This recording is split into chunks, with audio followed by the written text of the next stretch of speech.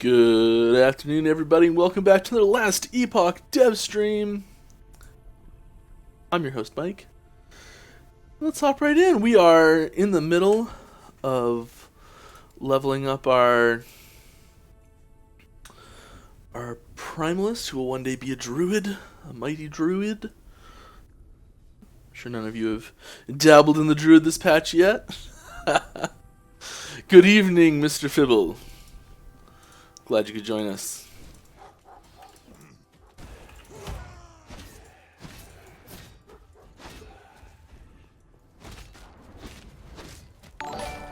Oh, starting off strong here, we've got Umi! Resub 5 months in a row. You're addicted to legendary farming.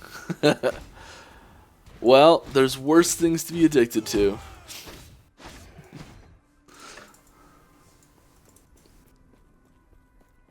Welcome back, thank you for the resub. Much appreciated. I'm gonna level up right off the bat. Ain't that nice?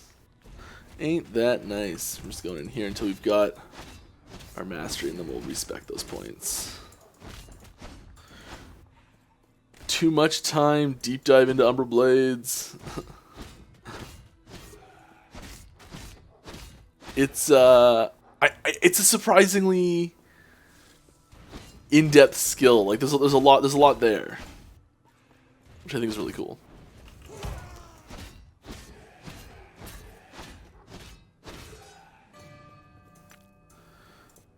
Got our shiggity shout bumping up.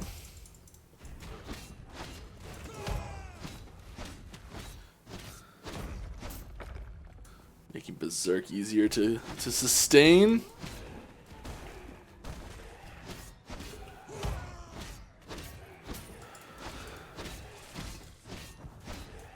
Those gloves might be good.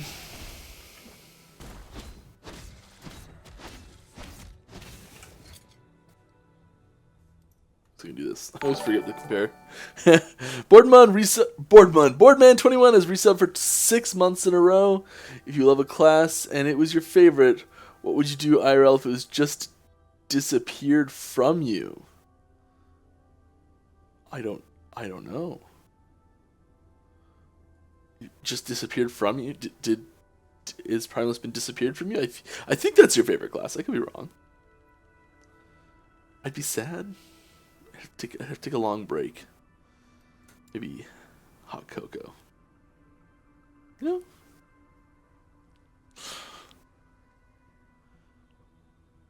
You know, this is probably worth wearing, actually. Close call might be worth wearing, too, actually.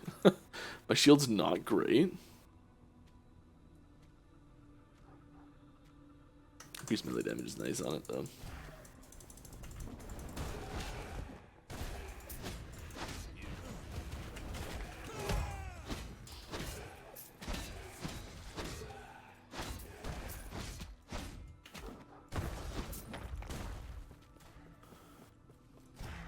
We're doing those short hops because it resets the cooldown.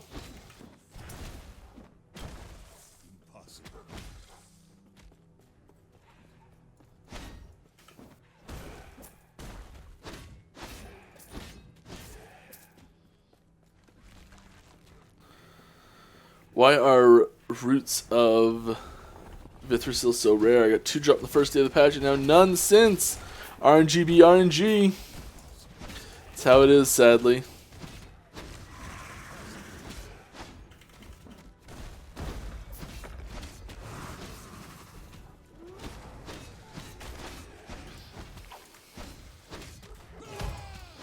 That's how it is. Cruel Mistress RNG.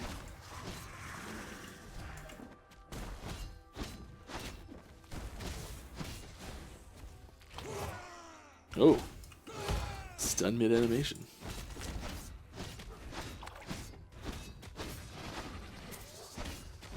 Berserk stacks can really get up there. It's nice.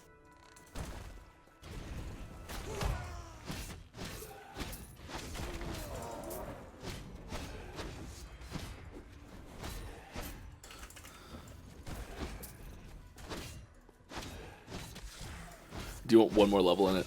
Alright, so if this is your first time here, I am here to answer any questions you'd like. If you've got stuff you want to talk about the game, games in general, whatever you want.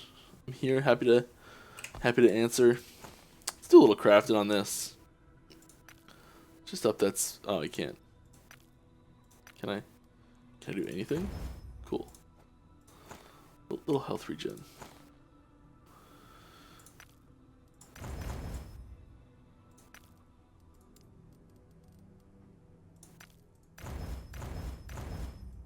Sweet.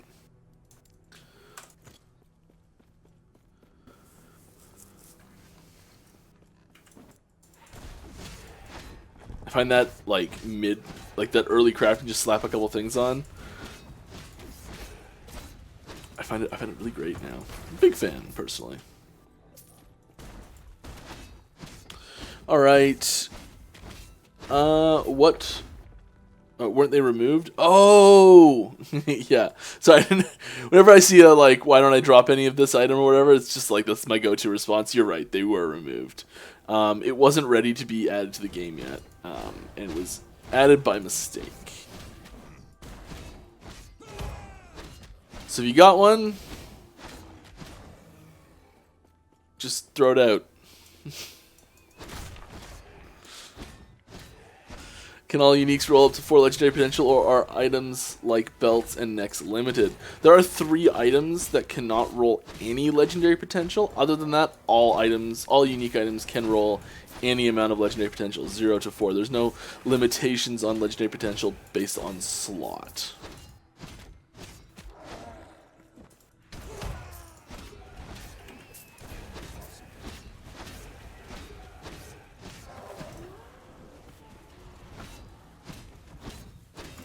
Where's my boy?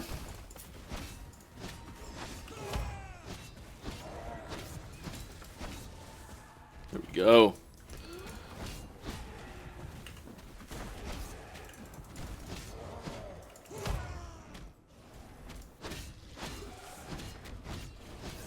That's right, Wolfie. You're okay. What's your name? Do you have a name? Primal Wolf. Nah, no name. Wait till I find a nice name one.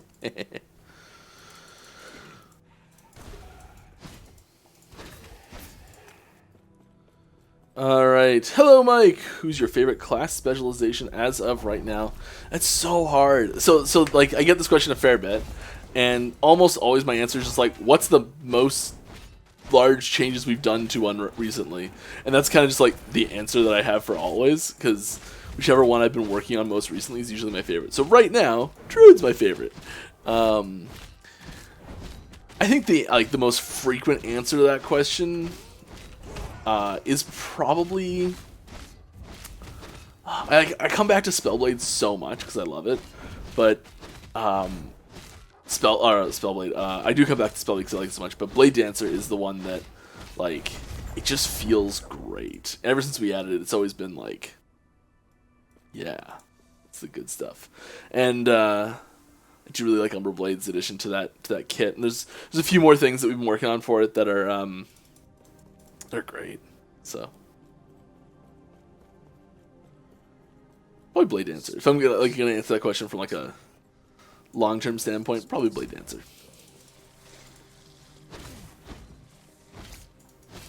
I suppose my question was a bit out there. If per se you love Primalist because of its gameplay was what you loved, then say that gameplay changed and you have to play another character, how would you personally respond? Sorry, this is a personally question. Yeah. Yeah, like the gameplay would have to be changed pretty dramatically. Quite a lot of it is of what I like about characters. I think is the theming that goes into them.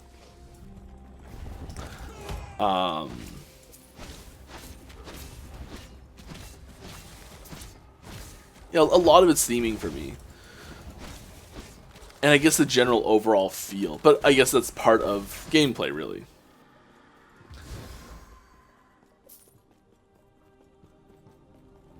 If it suddenly became something that I couldn't play anymore because of one of the key things about it was just completely wrong, or I hated it now for some reason, I mean, I'd look at a different class. I don't think I'm emotionally attached to any of them really. Despair.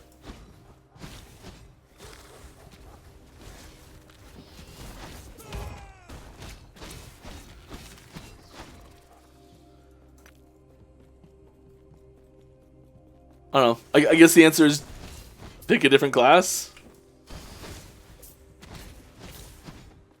Have you come to make me whole? Hope that answers it.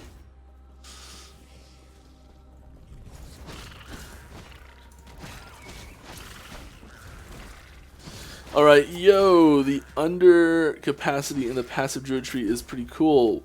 We'll see. Oh, yes, the new node types where it's like, if you put 5 points into this, you get this special extra bonus. Type like threshold bonuses, that's what we call them. Not to be confused with endurance threshold, but yes, threshold bonuses. Yes, we're gonna add them to all of the classes. Yeah, that's the question. Yes, this is not a druid specific mechanic. This is a we were updating the druid's passive tree, and we've got this new tool to use, so we're gonna use it a bunch. A little bit of that is experimentation. So we are when we get a new mechanic like that for build crafting and for like layouts and stuff for skill trees and passives and things. We do quite often we'll put it into like one skill tree first. If we're not like 100% confident on it, or maybe it's just something that's such a big change to go into all the trees for it, but that is something that we're going to start using in all the trees going forward, because it is something that's getting a positive reaction, and we're happy with the way it worked out. We've got certain things we're like, oh, it'll work really well here. There's just so much to get done in a patch that we wanted to really focus on Druid as much as we could.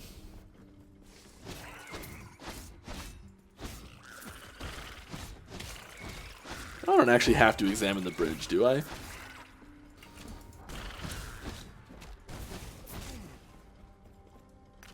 don't think I do. We'll go look at it just in case. Yeah, one more in that. Swipe. More of that hit damage and leech.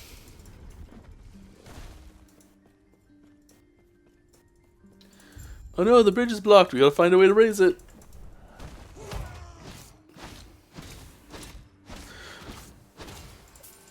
Alright, next question here. Will all dungeons gonna have some special mechanic in the end, like the Eternity Cache in the current one? So going forward, dungeons are, and we were just talking about this morning. Each dungeon we want to feel unique so there's gonna be like a set of rules and a set of properties that will unify all dungeons. And this is all very early stage stuff, so we're still working on this. We're still getting feedback on the dungeon we currently have, and we're still developing all this stuff. But the plan is that there'll be certain things that unify all dungeons. For example, like you'll need a key to enter them, and there'll be like probably multiple floors in each one of them, and there'll probably be a boss at the end, and there'll probably be some sort of unique mechanic in that dungeon, and there'll be some sort of unique reward in that dungeon. And all these things are sort of like general properties of just dungeons. That's what dungeons in Epoch are going to have. They're going to be these like self-contained little unique areas of the game where there's certain properties, things that change the overall gameplay experience. And so we're still working on like what each one of those abilities are, because we want to keep using that extra ability slot if we can. Some dungeons may rely on it for like more explicitly for the boss. Some might be more explicitly for the traversal of the dungeon. Some might behave differently in certain circumstances based on like class or something. I don't have a specific example for a lot of these. I'm just sort of like making up examples of the different styles of things we might do.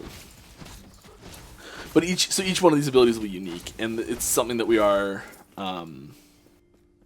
still designing. Maybe it won't be unique. Maybe it'll be like there'll be certain types, and maybe we'll do there's an easy version of this mechanic, and there's another dungeon later on that's like a harder version of the same dungeon, and has similar rewards maybe.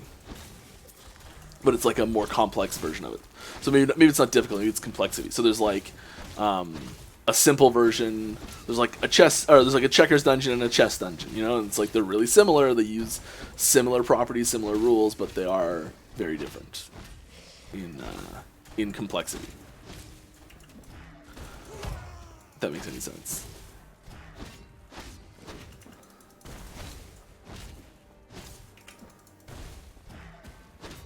yes, maintain it. I lost it.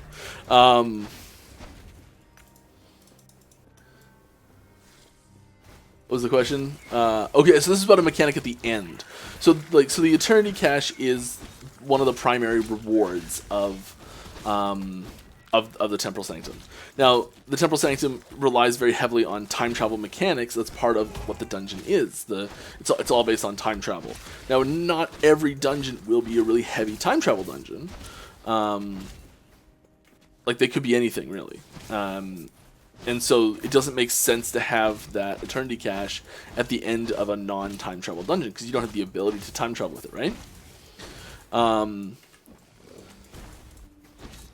So there probably won't be an Eternity Cache at the end of every single dungeon. It'll probably just be that one dungeon. Now, I say probably like 8 times in that sentence, because it might change. But right now, that's kind of what we're thinking. And I'm pumped with the reception of dungeons so far. There's been a few things people have suggested that we're looking at to improve it, as happens with every system in the game. But like, general feedback, I think, has been very positive, and we're really happy with it overall. So dungeons, we're making more.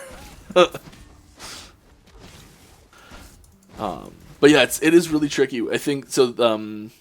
We came up with a bunch of ideas to like make a dungeon to start with, and the Temporal Sanctum was the strongest idea we had initially, with because there's like a bunch of different things we need to make in this dungeon that all come together mechanically and thematically.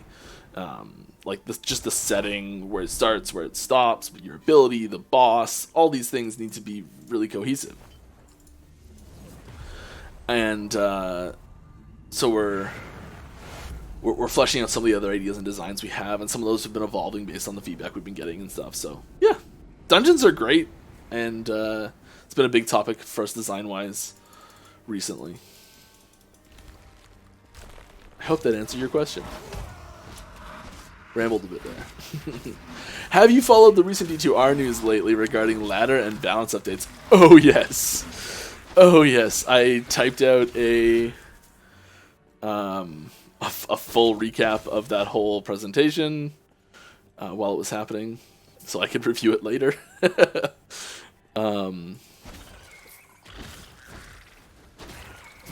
And then I obviously saw a bunch of people had done that on Reddit, and I'm like, I wasted a bunch of time, could have just listened. Whatever, though, it was good to do. No, super pumped. I think they're making it.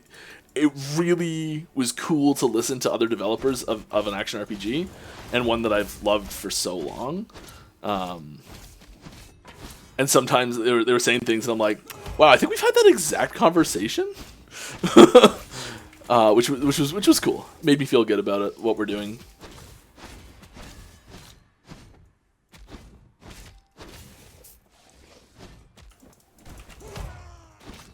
Yeah, it sounds like they're doing a good job, and I'm really excited. All right, hello. Just a quick question: are the missing specializations coming anywhere soon, like the Runemaster or Warlock? Runemaster, Warlock, and Falconer are still in development. I do not have any information regarding the timeline of them, and we will work on them and get them in as soon as we think is appropriate. Like the most non-committal answer possible. We're working on it. We don't have a timeline.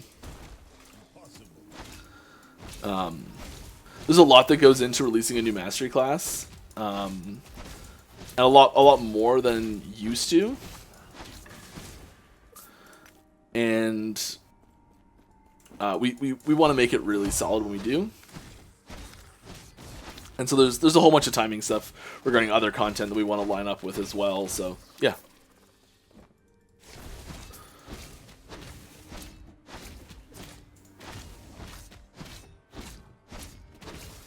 Soon. No, not soon. Eventually. I don't want to say exact time at all.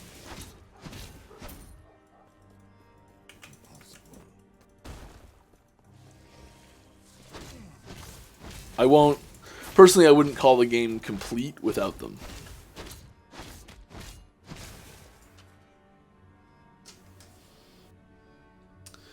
Alright. Looks like someone tried, but missed added an extra space here. So we'll answer the question anyways. Are there plans to... Let me click on it, I can't see it. Are there plans to make Unholy Trinity Lich, who uses Hungering Souls improved to use the 3 pets, not going down so fast since you need 3 for the bonus damage?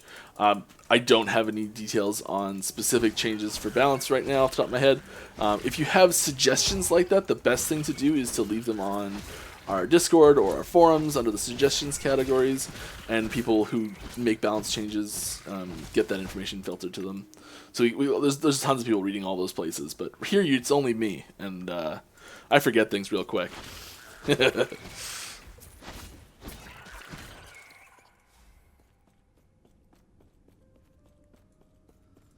Do you think two-handed weapons need a buff? Maybe. There's some good stuff for them, and we do try and add new effects for them, and sometimes something is... Actually, I should read the rest of the question. I think attack speed is very strong because it makes you stack debuff better. Yeah, you can stack debuffs on enemies faster. Help you with resource generation and less overkill damage. Yeah, like there are reasons why one-handed weapons are really powerful, for sure. There's things that two-handed weapons are really good at, too. And there are some builds that thrive really well with two-handed weapons. So I don't think it's a blanket difference. And there's probably ways that we could make specific two-handed fantasies that aren't quite thriving be a little bit smoother and maybe work a little bit better. But I don't think there's a wholesale across-the-board problem. Yeah, maybe there is.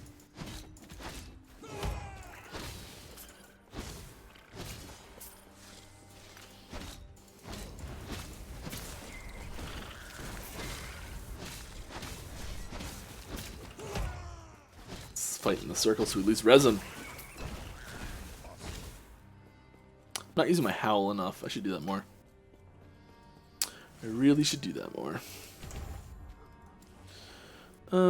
We got this we wanted. Let's go here more. Shout, we got that full.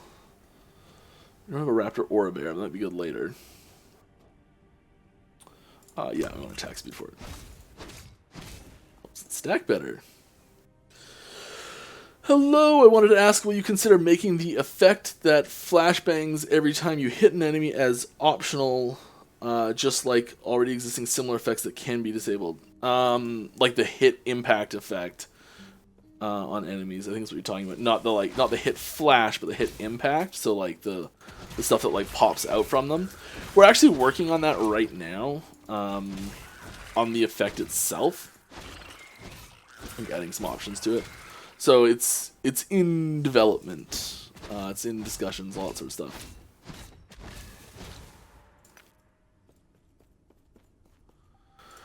Does that mean that we would need a certain build for different dungeons? I mean, I think that I think some dungeons might be easier to perform with certain builds. I think that's a possibility, yes. But I think that's I think certain builds will thrive at doing different things in cases. So there's already builds that are like, this is a great arena build, this is a great monolith build. And I think we're going to start to see certain builds being really good for certain content, and certain builds being really good for just anything, really.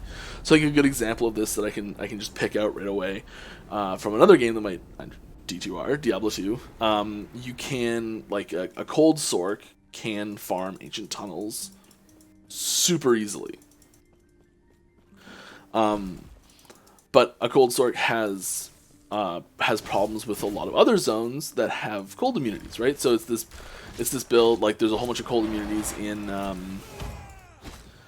for example, like Chaos Sanctuary has a bunch of cold immunities that makes it a pain in the butt to farm with a cold sork. It's not impossible. You can super do it, and especially you get Infinity and it's fine, whatever. But just like a straight up like entry level early farmer, you're going to be farming ancient tunnels. You're not going to be farming Chaos Sanctuary probably. And I think that's good. I think it's good if there's like certain things that, like some builds that are really versatile, because then you get like a fireball frozen orb sork, and suddenly you can do Chaos Sanctuary a lot easier because there's because you have 2 elements you can switch between. But then, if you go try to do Ancient Tunnels, you won't clear it anywhere near as fast because you're not doing anywhere near as much damage. And so I think these trade-offs of like certain builds that are better in certain spots, I think that's actually a healthy thing where you can have certain builds be more versatile or be more specialized but more damaging. And I think the goal is to make, like, if you have a very powerful build, it will still be possible to complete any of the dungeons with it. We don't want to make it so there's like, well, you're gonna have to play one of these 4 builds in order to complete this dungeon. I don't think that would be good. But maybe there's like a handful of builds that are just like really excellent at doing specific dungeons. Maybe you really like doing that dungeon. I could see that being a thing. So like, I wouldn't say, I don't know how did you word that, you have to or something. Does that mean we would need a certain build for different dungeons? Yeah, I don't think I don't think need will be there, but I think there'll be some like good opportunities for more specialized builds as we go forward and add more content. I think it's just going to happen naturally as well.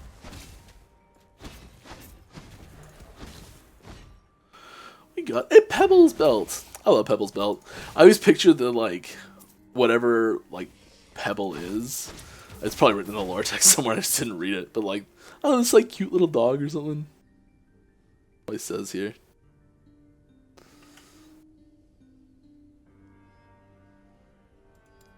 Okay, maybe it's not that cute.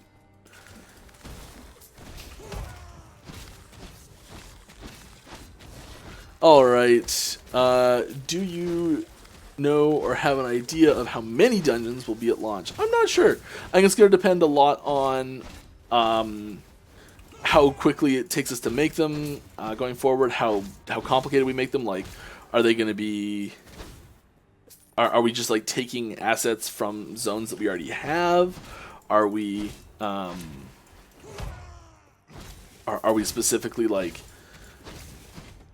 making all new assets for zones that just don't exist at all? You know, it'll make a difference there, and then also just like how successful are the ideas we come up with. Maybe there's things that we thought were going to be great, we just can't use them. It's going to take a lot into testing. So we don't have a set number that we're targeting for yet for launch, and how many. A lot of that's going to need to be decided as we're developing them, and learn more about that process. Second that question, I would love to disable hit flash effect. Yeah, it's don't get that question very often, but yeah, I mean, leaving suggestions on our Discord and forums. Forums is the best place, I think, just because there's a more solid record of it and people can like vote it up and it doesn't get buried. I do read like spare time, like I'll sit and just browse through the suggestions and feedback channels on Discord and the forums too. Could you not nerf Manifest armor, please? It's so much fun. Did we? I didn't see any nerfs for it, but I don't remember everything. Did we nerf it a bunch recently? Take that as a yes, but I don't know. Humming Bee, do we equip it?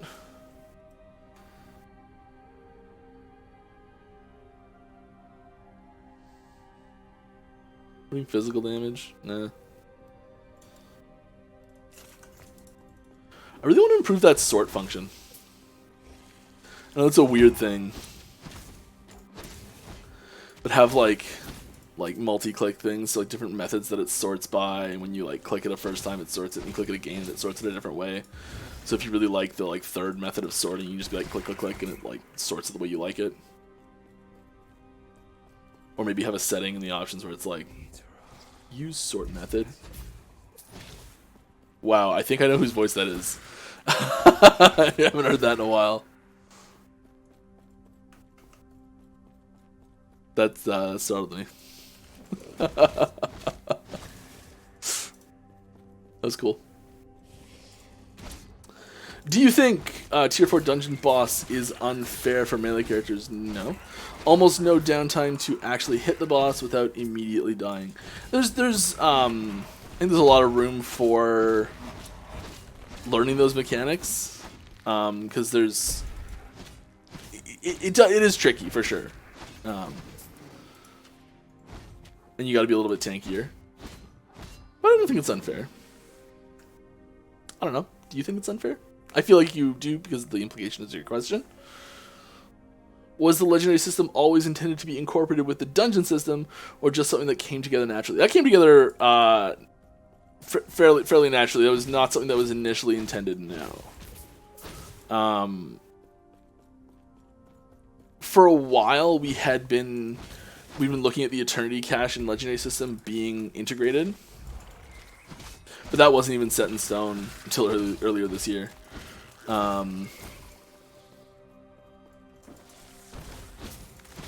The dungeon system itself is very new. So, yeah. Definitely not originally intended to be with the legendary system. The legendary system has changed a lot.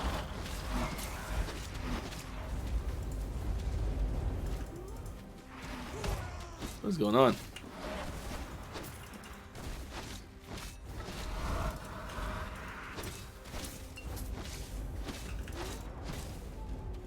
Woo! He's just tanking everything for me. Good job, Wolfie. I will call you Wolf here, Silverheart. Totally not copyright.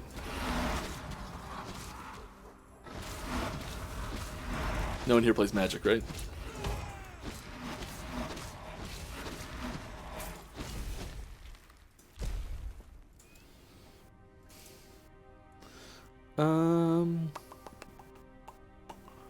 This is two-handed staff stuff, ain't it? Yeah, let's do some health. Alright, I'm falling behind on questions here. I will read some more. Search legendary potential in stash. Came so fast that it's awesome. What about search for rewards in Echo rewards Monolith? Yeah, this is a question we get asked quite a bit. I'll bring it up again, but we have pretty intentionally not put that in. We definitely can do it. This is not a technical constraints thing. This is a design decision not to have it. Man, attack speed gets going so fast with Berserk going. That's nuts. It's Howl too, and just see how fast we can get it.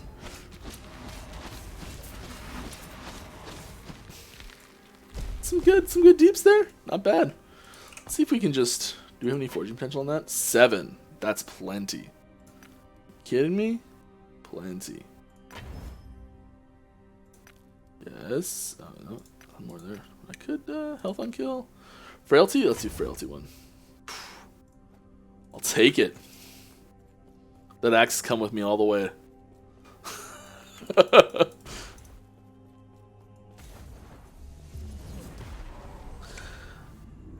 Will the concast slow down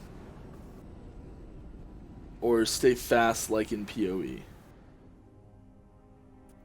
I'm not quite sure I understand. The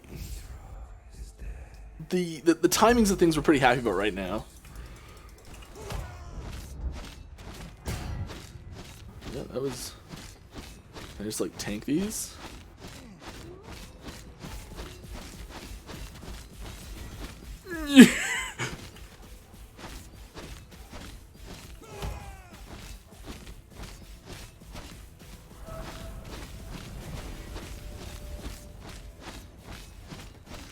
Okay, we're gonna get out.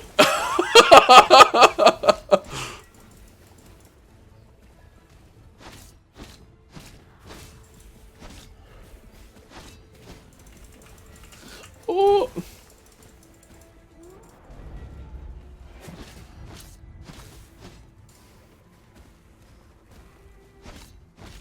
Oh, interesting. Does the wolf not turn back when it actually dies? Interesting. That might be a bug.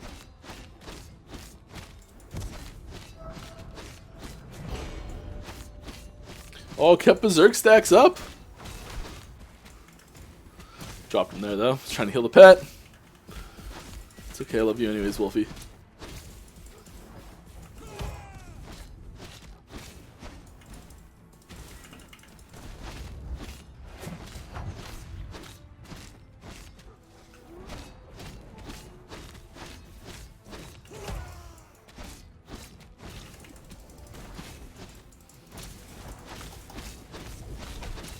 Yeah, stacks.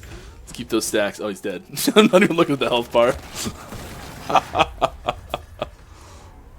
was a good fight. Oh, I clicked it too soon. Should appear a little further away, eh? Are the new skills coming anytime soon? Well, we had some new skills drop, what is that, 12 days ago now? Oh no, 7 days ago? 7 days ago. So we'll be, next patch we'll be doing some more. But yeah, we're just on the other side of some new skills here. Alright, in the Spriggan form tree, the Veiltide node seems to be counterproductive. The more points you put in the node, the less entangling roots you cast. The increase in damage doesn't seem to be worth it. Okay, thanks for the feedback. I'll take a look and see what it says, but there might be a reason why it is worthwhile to do. What was it called? Veiltide. I'm in Summon Spriggan, not Spriggan form.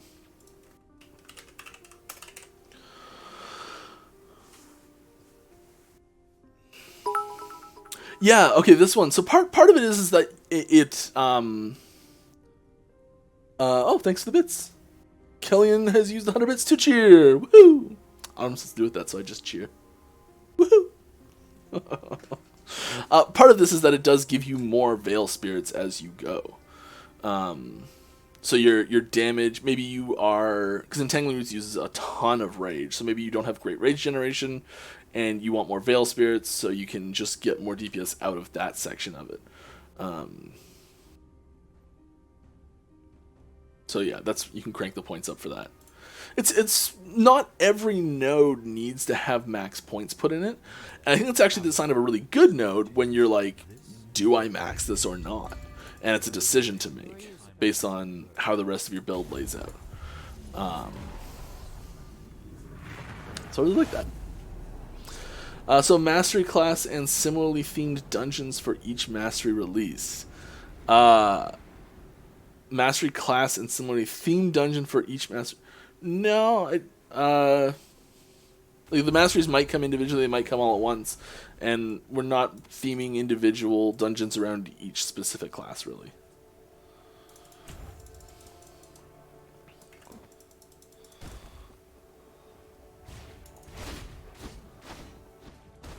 Just gotta keep going. Just keep swimming, swimming, swimming. Just keep swimming, swimming, swimming. This is the Dory zone. We just go. Alright, another question here. I know they asked this question a lot. Do you plan on updating the graphics of the game after the official release? I mean, we're always upgrading, like working on graphics, making things better, switching out individual things to make them look better. So, yes. Hello, are you a game for the dev? Are you a game dev? Yes, I am a senior developer for Last Epoch. Yeah. I've been working on this project since not right at the start, but very close. A few months in, I joined the team. So I've been around the block a bit. Like to think I know what I'm talking about here and there. So we're going to go with Druid. Yeah. It's just fun. Because we gonna be a werebear. Is there a difficulty curve for sealing higher tier affixes? And if so, how do the mechanics work? As far as I know, it's just straight up. I don't think there's a... I don't think so. Does it say there is? Has a chance to seal an affix. Instead of upgrading it, the sealed affix is moved to its own slot, leaving the old one open for you to add new affixes. Yes, the sealed affix cannot be modified further. Yeah, chance to seal is higher when crafting on affixes of lower tiers.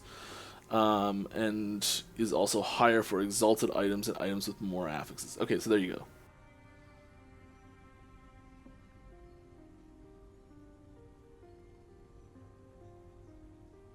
So yeah, it is it is more difficult to seal a higher tier affix. Yes, I had forgotten about that. I don't know what the exact curve is. It's probably not overly extreme.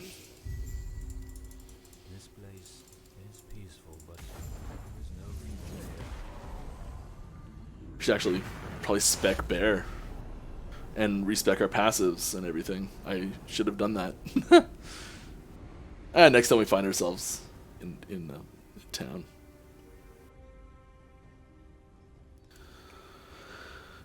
All right. The one thing that bothers me about this zone, this is going to be such a ridiculous complaint for me, and like I know we probably can fix this. I always forget about it. So it happens to me, and then like I completely forget about it after I take one step.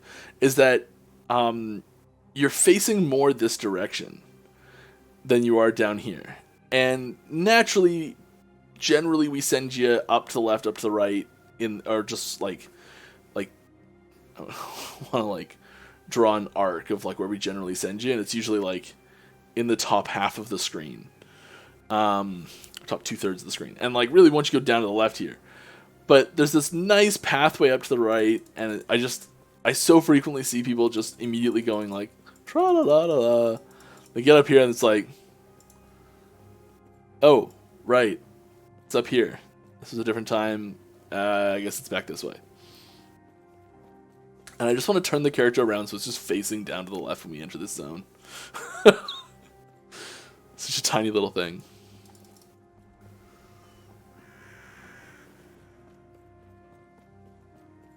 It's those tiny little things that you start to notice. And I think it's good that those are the things I'm currently noticing when I'm playing, and I think most of the people are noticing too, is the things that aren't overly it's not this huge deal, right?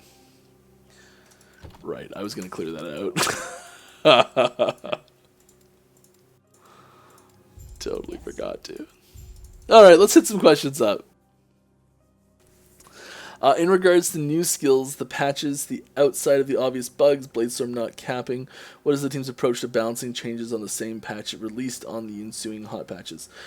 We look for things that are really egregious. So if something's like, if we notice things that will cause the entire population to just switch to that. So if it's so unbelievably more powerful, it's like, okay, well, everyone's going to play that now because there's just no point in playing anything else because everything else sucks compared to it. We'll hit those pretty quickly, because we do really like having player choice. And if there's a choice between like 1 of 10 things, and one of those things is 1,000 times better than every other option, it becomes an illusion of choice, not an actual choice, because people just will, like, some people will pick the thing that most interests them and all that sort of stuff, but the vast majority of people will pick whatever's strongest if it's that much stronger. So, yeah. What do you want?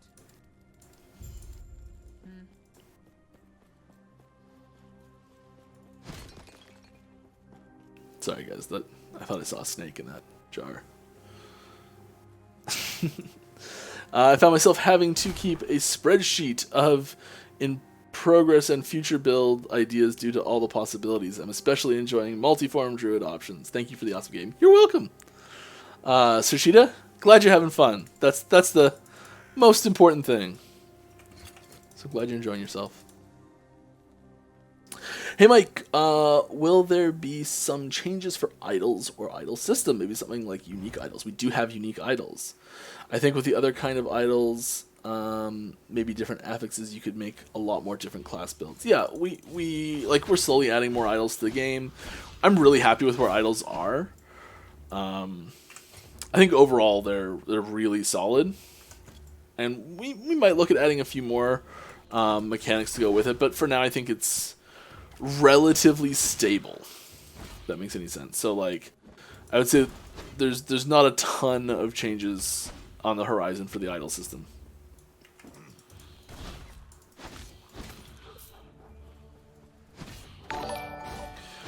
We've got Daedalus has gifted a T1 sub to Surchita. Thank you very much, Daedalus. Congrats, Surchita. Glad to have you with us.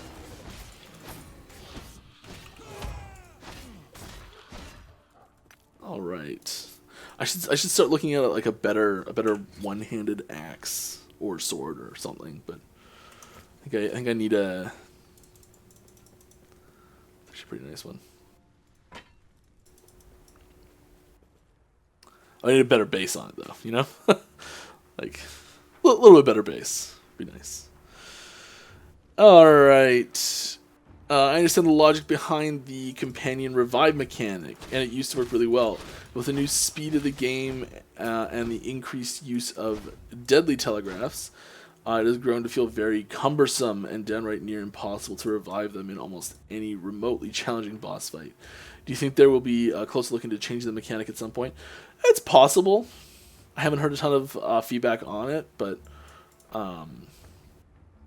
haven't looked at it much. I don't think. It's I think part of that is it almost actually emphasizes the desire for us to be like, this is your animal companion. That's part of the reason we give it that name as companion, is because this is like it's another character that you're going through the game with. This is someone that is like key to your advancement. This is not just a thing that's following you around. So it emphasizes wanting to build them tankier for those situations. Now, that's a whole balancing thing as well. But I maybe we speed it up. Maybe we add more talents in Beastmaster that's like increased revival speed, or maybe we like put something in Eterra's Blessing that lets you like heal them up. Maybe that's already there. I don't know.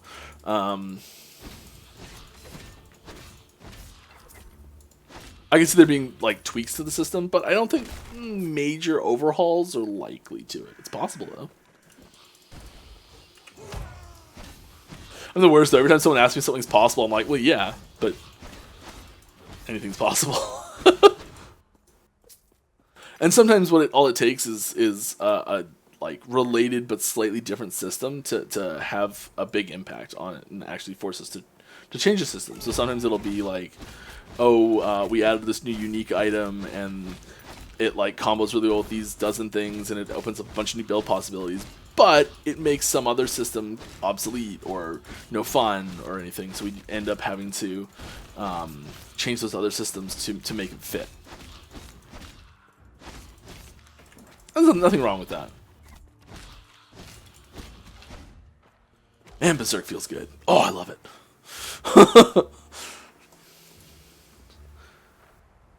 Alright. There are a lot of base armor weapons early game, level 20 to 40. Do you plan to make them viable end game? Especially make them stronger if you find them at high level? Not really. I think it's like part of finding a really great item is that the base type's really good. I know there's we've talked about having ways to like up the bases on things. It's possible. The problem with it is that if you you have the rarity to get like to drop a really amazing item, and so that rarity is 1 in 100 or 1 in 10. Make the math a little easier. And then suddenly you have and one of those 1 in, so like it would be 1 in 9 if you didn't have one of them type thing, I guess what I'm trying to say. So like one of those elements of that rarity is the base type, which base type it is. So there's 10 properties, and you got to hit exactly what you want on all 10 of those properties, and one of those properties is base type. If you add a crafting item that lets you change the base type of an item to a better base type, it's for like rare and exalted. I'm talking here, not uniques and set items yet. It applies to that too as well, so I guess it doesn't really matter. But say you have a base item and you can suddenly change the base type of that item with some crafting item, then then you don't have to hit that one of those 1 in 10 right. You can hit 1 in 9 instead, right? So you don't have to hit that 10th thing right. But you can, because you can drop this other item that helps you. That like so you can drop this was that item, and you can drop that other item instead, and it's the additive chance of those two things dropping, because you don't have to, because it doesn't have to drop on the same item. So it's like in a specific drop, it's taking away a multiplicative odds thing and adding an additive odds thing. That's probably a better term for odds thing, but you know what I mean. So it's taking a multiplicative element of the randomness of item generation and turning it into something that's additive, which makes it significantly easier to get. So we try and avoid that as much as possible, and you'll notice that most of the crafting items don't do that, really. Or if they do, there's some other cost to it, or it's not deterministic.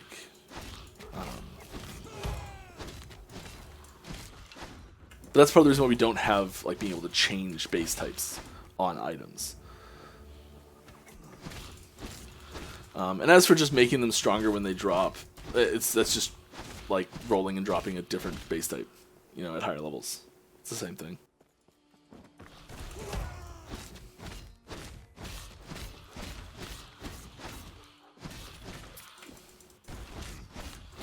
Alright, do you guys consider changing node requirements in Serpent Strike Tree to get the Cron Strike node? At the moment, it's fine for Poison and Frostbite if you convert, but if you don't want to play Bleed Swarmblade, it's 5 wasted points to travel. I haven't looked at changing that, no, but it's good feedback.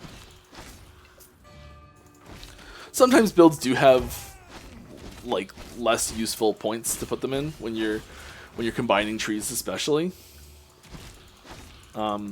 And that's not something like it's something we try to avoid, but it's not something that we religiously will prevent.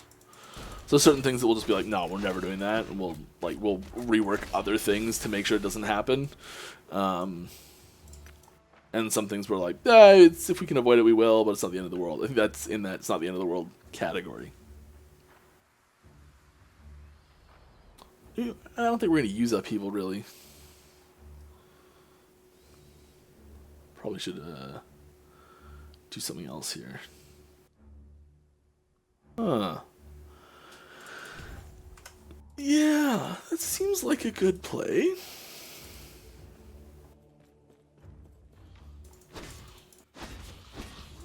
Get this chest. Yeah, less good stuff there. Oh well. Did you guys consider... Oh, I already read that. Thank you for your answer. You're welcome. Don't remember which one it was, but I hope you liked it.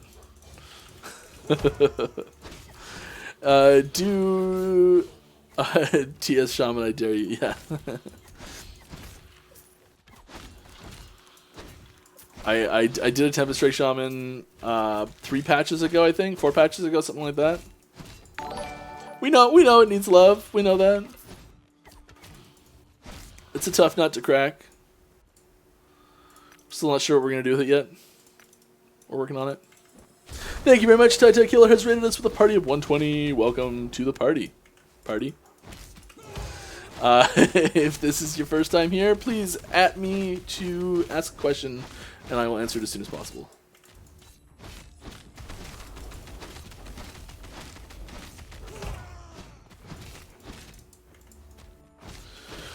Alright. Would it be possible to have an option to increase the mouse size in game at max resolution? Sometimes I lose track of it in the heat of battle. Yeah, that's not an unreasonable ask, I don't think.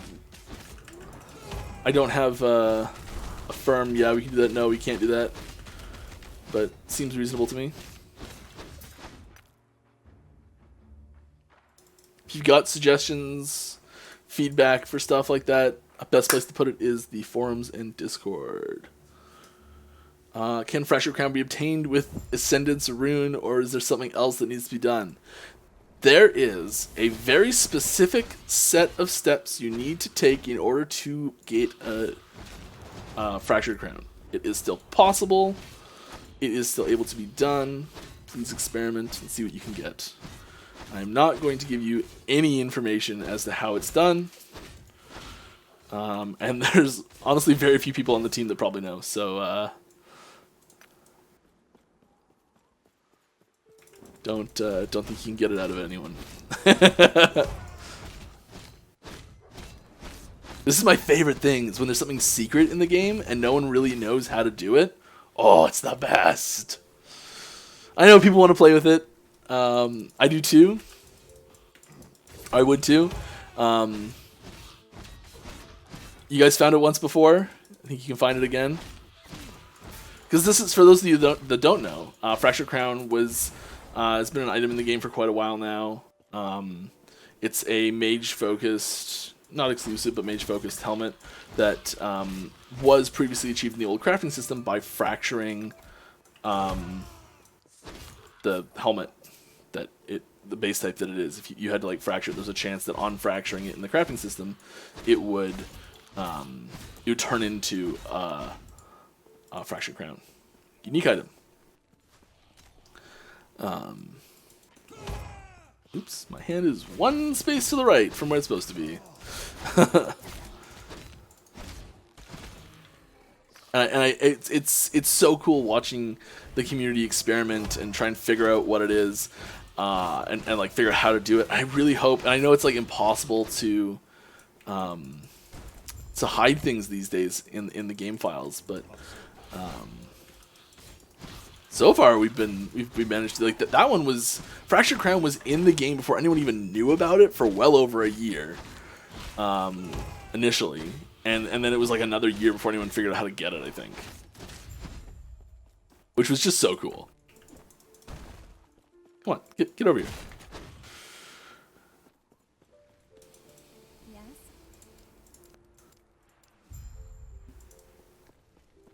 So if anyone has found one yet, let me know. I'm excited to learn when someone figures it out. Someone's gonna like get one by mistake and not even know it. That would be funny. What are we doing here? I think it's just this one, because we're gonna do a little bit of locust stuff later. Why is Swarmblade so lackluster to the other forms? I would disagree with that question. The premise of that question.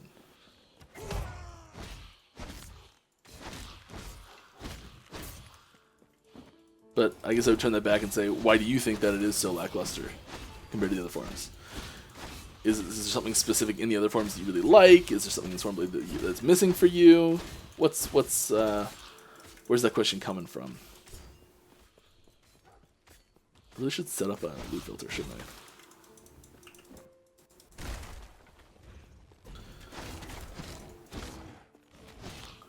Do you think it would be... it took me about 5 characters in to stop going at that path when I get here.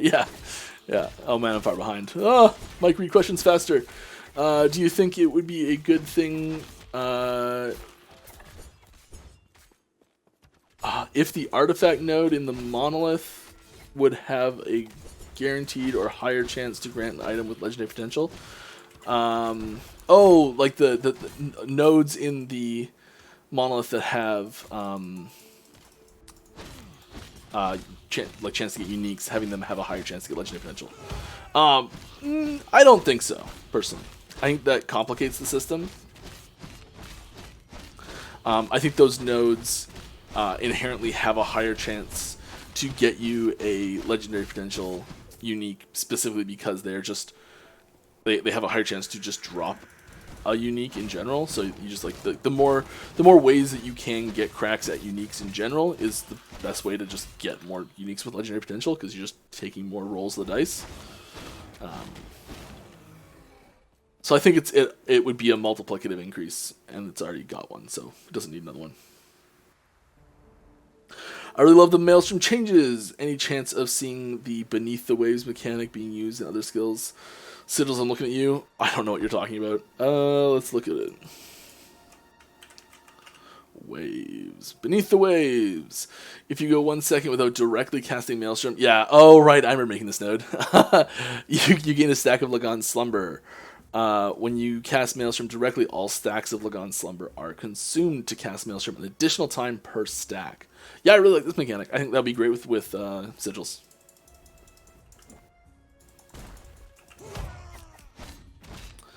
Alright. Is nerfing or buffing... Come on, keep those stacks. No, I'm going to lose them. Alright. Is nerfing or buffing skill build more difficult to do decision-wise? Oh, like, is it harder to nerf a build or buff a build? Decision-wise, it's harder to nerf a build, definitely. Yeah. Because you know that someone out there is playing it and will be sad after you nerfed it. Like, that's... that's definitely the hardest part. By the way, crafting feels amazing, and so does Druid. Great work, guys. Thank you very much. Glad to hear it. Happy you're having fun. What if you kill the boss and it has a loot that makes your camp build new things? Town camp evolving over time. Would you like such ideas? Yeah, like that's cool. That's definitely really cool. There's a term we have for features like that. It's called scope creep. Yeah, it'd be amazing. We got to get the game out first.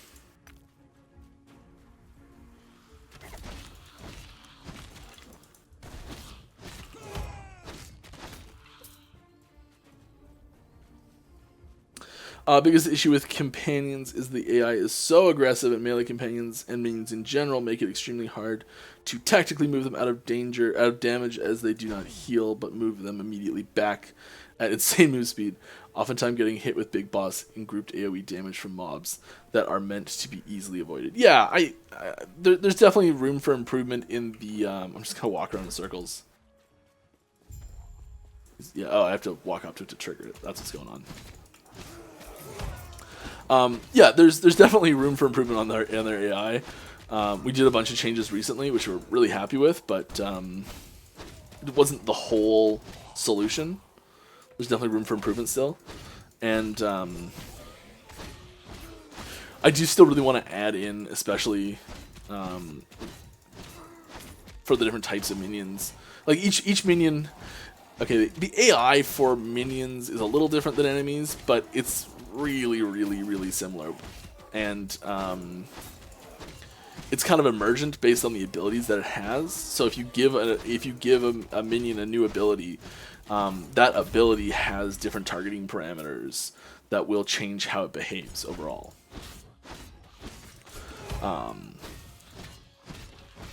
Because it's basically just going down a list of abilities where it has a priority list of abilities, and it says, like, is there something that I can target with this one? Yep, okay, go do it. Or, is there something I can target with this one? No. Next one. Is there something I can target with this one? Nope. Next one. Is there something I can target with this one? Yep. Okay, go for it. Do that. And obviously cooldowns and everything. So we usually put the things with longer cooldowns at the top of that list, because they're usually more powerful, so it will prioritize using the more powerful long cooldown things. Yeah.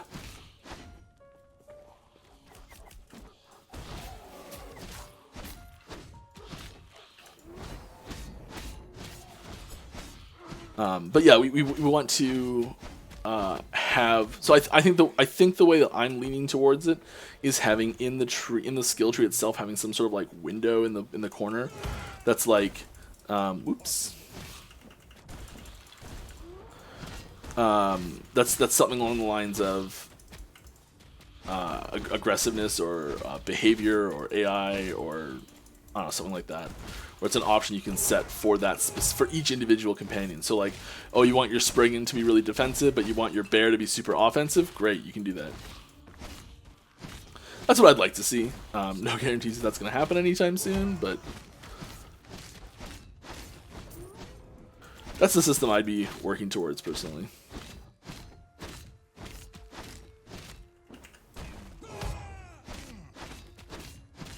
Yeah, man. This thing's got some beef. I really gotta get new health, new weapon here. This one is not cutting it. Get it? Because it's an axe.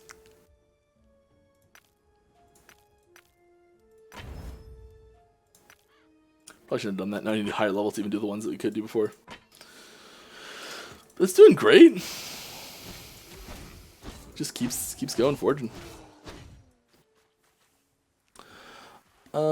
More questions. Here we go.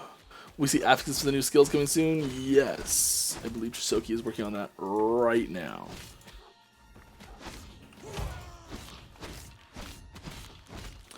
I was wondering what the rationale being not giving daggers increased dodge rating. Suffix swords can have it, which is weird thematically as daggers are the rogue weapons.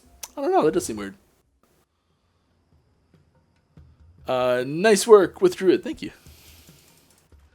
Thanks for the throwing buff for rogues, by the way. I was hoping for some more support in the Blade Dancer tree, and we got it. Yeah, there was... I can't remember exactly what we did there, but there was a couple little changes we did. I think that's what I was talking about earlier. Sometimes it's like really small changes can have big impacts, and like sometimes it's as much as adding a single affix or adding a new unique or something that can like just open up. It can crack a build wide open. And sometimes it's a really subtle change. Sometimes we don't even see it coming. Or like, well, not see it coming, but just like not seeing it being that effective sometimes. So sometimes what we'll do is we may have, say hypothetically we're trying to buff lightning spells on shamans. I'm trying to think of something really specific. Maybe we will make a small change to like adding a new unique or something that we think will synergize well, and let it settle sometimes, and then maybe the next patch we'll say, okay, well it needs a little bit more, but let's do it somewhere else, and we'll add a new node to one of their skills that's really popular in the build. That like it might be like a small change to like cooldown recovery or something like that. And it's the little things that have small mechanical changes that can make builds flow easier that I think can be really good targets for buffs that don't necessarily always have huge damage changes, but just to make them flow better, making it more viable to play, just because you don't get like stuck in bad situations. And I think this actually comes back to what the question earlier about the D2R topics that were just posted or just brought up through that dev blog or that the Mr. Llama SC stream. I don't know what you want to call that. Where a lot of the time they were talking about how they were removing, they're not called cooldowns, but cooldowns on abilities or reducing cooldowns on a lot of the skills. I can't remember what they called in D2. They said it like 8 times in the stream, and I just wrote it down as cooldown, because I'm like, that's just what it is in my brain. But yeah, making it so that they flow better. So a lot of these skills, for example, like Hydra, they're dropping down that cooldown off of it so that it's like Hydra's actually a pretty good skill in the game if you could just cast them quickly. But the fact that you take so long to cast them means they suck.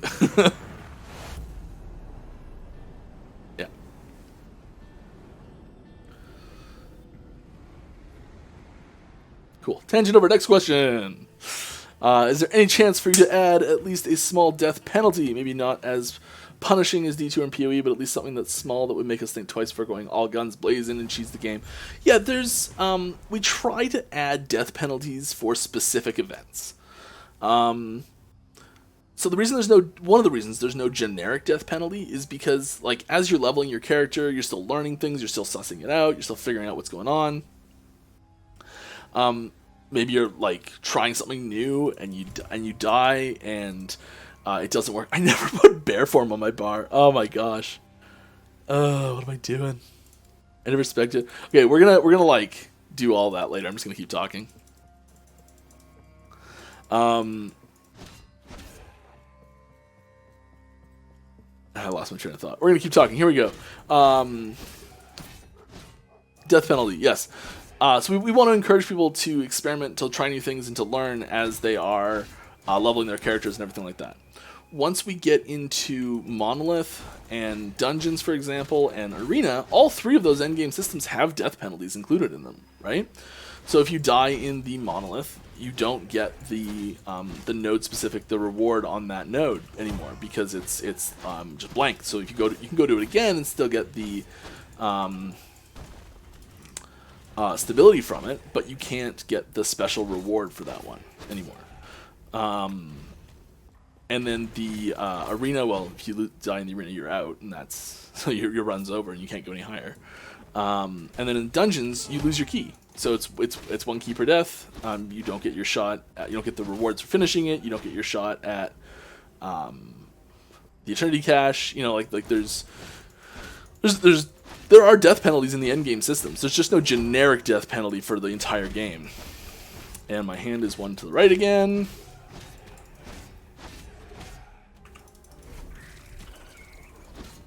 I opened that one on purpose to get it out of the way.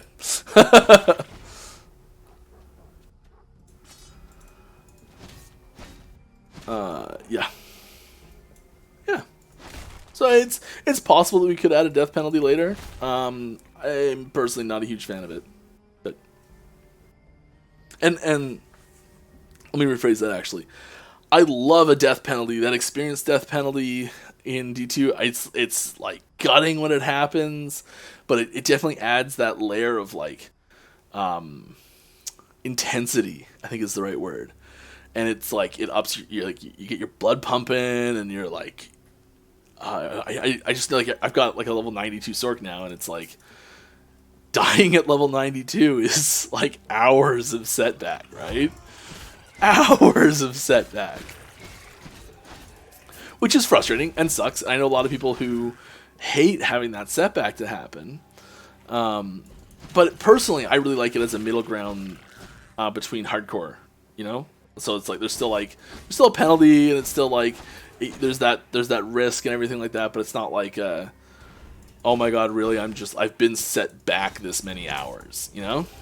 I think that's the key feel bad portion of having an experienced death penalty, which is why we don't do it.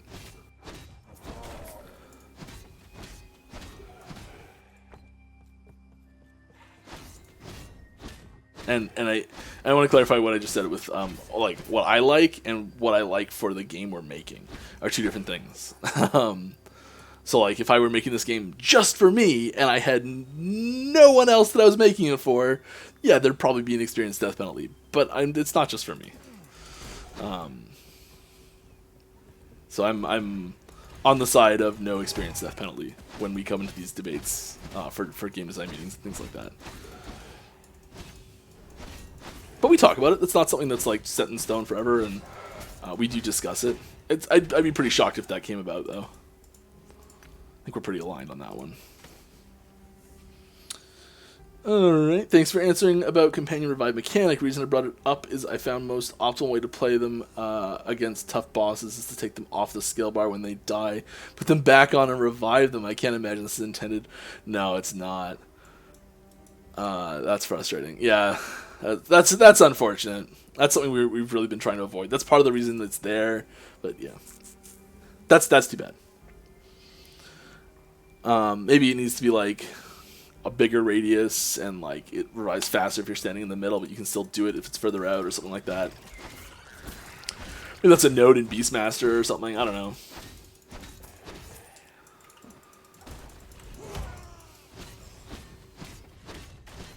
But yes, you're right. That's definitely not intended as the main way to play it. Alright. Hey there, do you happen to have an estimated time of arrival? Probably not. See what it's about. For skill-specific item modifiers like plus level 13 skills. Actually, I do! Woohoo! There's one that I do have for. I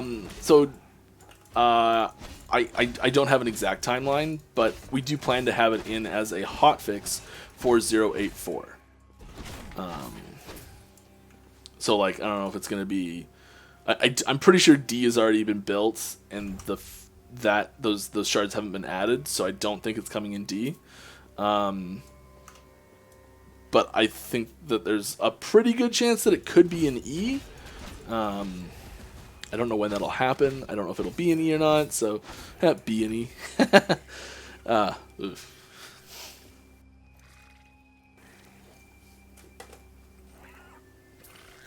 Excuse me.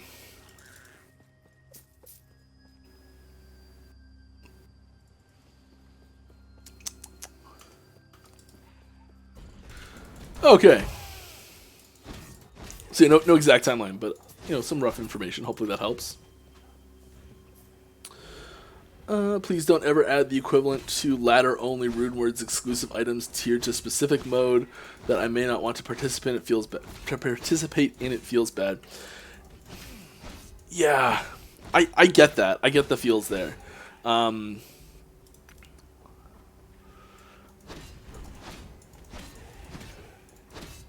I don't know what we're going to do with this. I totally understand where you're coming from.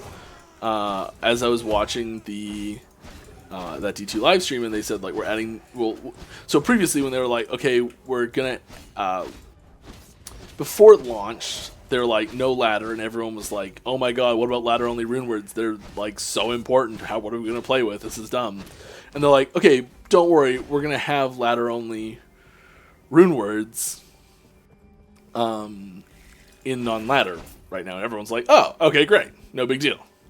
And then in this live stream that just happened, they were like, we're adding new rune words. And everyone's like, oh my god, sweet.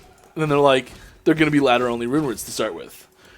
And everyone's like, split decision. You know, there's people that are like, sweet, great, I only play ladder anyways.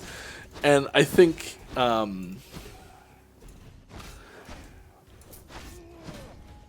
think this is a bit of a point of debate amongst a lot of people of whether or not this is a good thing to have or not.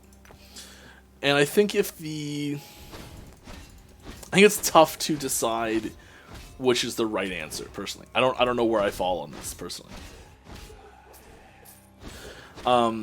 There can be cool mechanics to have in like a season or a ladder or a cycle, something where something new happens. There's like a new system to interact with.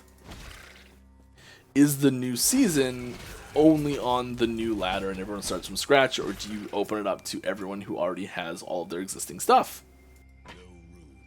No room. We are gonna craft on this. Yeah. That's something we're gonna do. Sorry to interrupt my answer there. I think there's definitely room for debate as to where the line's drawn with the ladder only mechanics and rewards, and what to do with that. So like, this is still something we're discussing. This is still something we're debating. I don't know exactly what's going to happen with it. So we'll see. Oh, yes, that's great. All right, get some. It's too high. Don't care. We go for the melee fire, and the melee fire damage. The added damage doesn't really matter. Oh, can't do it anyways. Don't care. So good. What are we gonna put here? Can't really be anything. Let's just discover it. Discovery. Yeah, that grays out. Damage over time for minions. Not great, but whatever.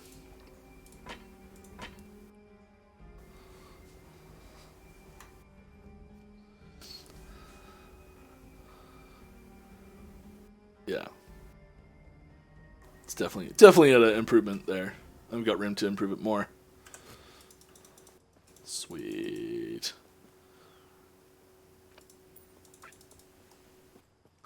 The Glyph of Chaos is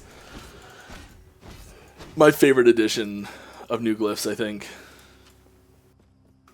So happy with it. It's like, it's just such a little thing, right? Okay. Was I in the middle of saying something? Ladder only stuff? Oh yeah, we're not really sure what we're doing with it yet. I just...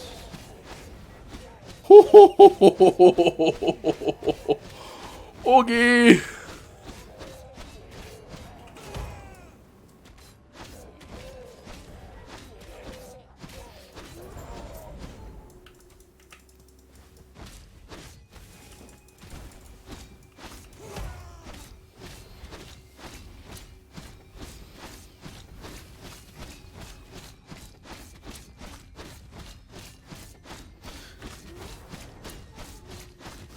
Hyperspeed attacks! Let's take a little sip.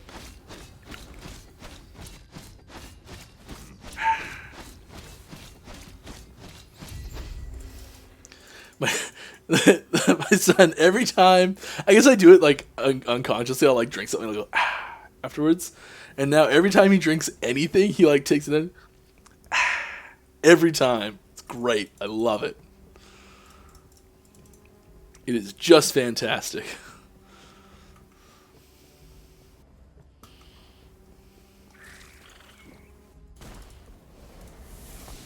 Return. All right. Rhymed! Hello, buddy. How's it going? I hope you are having a great afternoon as usual. I am, thank you. With the big hype for multi-form builds, I'm curious why there wasn't more options to put in place to incentivize people to take that over just playing the single form. Of course, there are synergies, which are really nice to make it feel good when doing it, but the shapeshifting nodes are not enough of an incentive to use more than one form for me anyways. So there'll be more idols or uniques to help us incentivize this move. Yeah, I think so. I think it's a... we may have been a little cautious on that one. And I think a big part of that is it's really easy to... I don't know why I'm still not actually playing Werebear. We're gonna actually play Werebear, guys. Basically just playing Werebear, but just not having all the buffs of being in Werebear. So we're gonna do it. Sweet, the buttons are still in the same place. This is you just learned why these buttons are in the place that they're in. It's because that's where I put those abilities on my bar. So why, like the default order that they're in on transforming. It's because that's where those abilities go when I'm playing it on my bar. And that's the one that got saved. I didn't even know that I did it that way, but clearly that's how I line things up, because that's exactly how they lined up there. Multiform builds, right? Okay, so multiform builds are by far the most, I think, in my opinion, I shouldn't say by far, I think they're the most complex builds, because especially if you're only doing two forms, you've got the two sets of abilities on each one. So there's 8 abilities. I'm not counting the transform abilities, really. And then even if you've got both transforms on your base skill bar, which likely you don't, you likely just have one of them. So let's just to say you have both of them just in case. And you only have 3. So that's 11 abilities that are effectively on your bar that you could use based on the form that you're in. Just with 2 of them. And that goes up to 14 if you have all 3 of the base abilities on your bar, with the other one not likely to happen. But you know what I mean? Like there's north of 12 abilities on your bar with multiform in many cases. And I think that's a pretty huge change in ability quantity compared to most builds. Most builds are 5. Sometimes they're even less, really, because you're not using many of them. And so I think we toned down the power or the incentives to really push people in that direction because it's so much more complex. Welcome, traveler.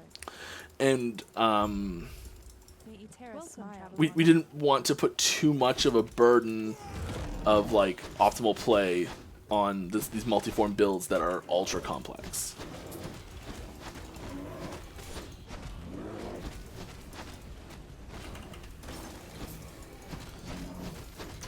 Can't heal my pet though in bear form. Oh. It's okay. It is way more awesomer. That's right. You heard me. Way more awesomer. May Eterra smile upon you. Thanks, random lady. May Eterra smile upon you too. Casting delay. Casting delay. That is the name they use for it. Thank you. Yeah, cast delay reduction for skills is great. 9 out of 10 skills that does not feel good using duration exaggerated cast times. Yeah. Alright, is there any reason why legendary potential 4 on certain rare uniques is essentially impossible? The dev quote, Ravenous Void, 1 in whatever ridiculous number that is, having 4 LP, instead of just straight up not possible. Are there any plans to make this kind of drop within the realm of actually obtainable but still extremely rare? So I think part of the reason is that eventually one day someone posts to Reddit Ravenous Void that's like a video of them finding it online, so it's legit, and like it drops and it's there, and then there's this like godly item out there somewhere. I think that's really cool, having that possibility that it could exist on someone's account somewhere, you know? I think that's really neat, and I think that's a big reason why we've left it as possible instead of just making it impossible. And then I think as well, having certain uniques that have a variable amount that they can get, but like not having that be hidden. That's more hidden information for the system. There's already some hidden information in the system that's not great, but it doesn't change what's possible that much. I mean, there was with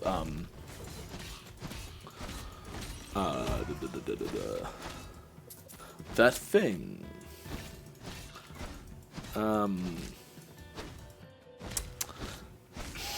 This one, how it can't have them. It now says Gambler's Fallacy cannot have legendary potential. It actually says it on the item, and then it also says it in the game guide.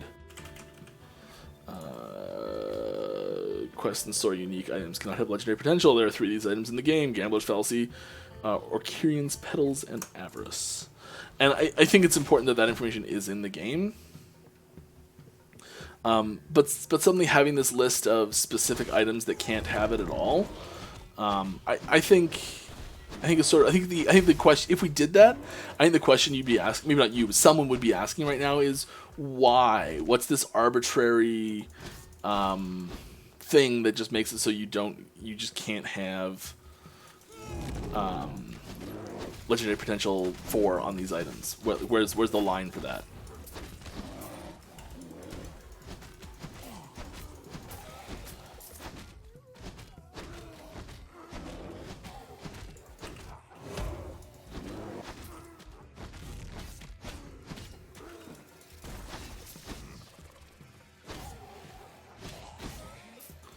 All right.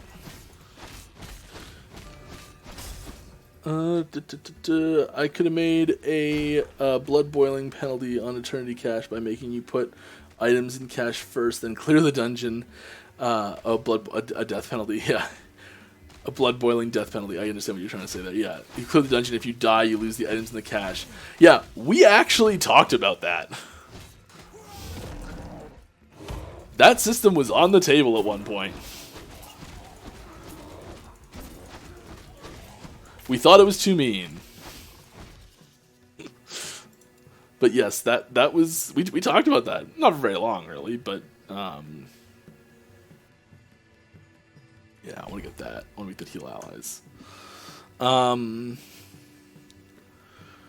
We talked about a lot of things that don't make it into the game, though, so don't think that was like a seriously considered thing, really. But the original version of what the Eternity Cache was going to be before dungeons existed did have there being a put your items in here, you're risking them, you have to complete a task now, and if you fail, you lose them.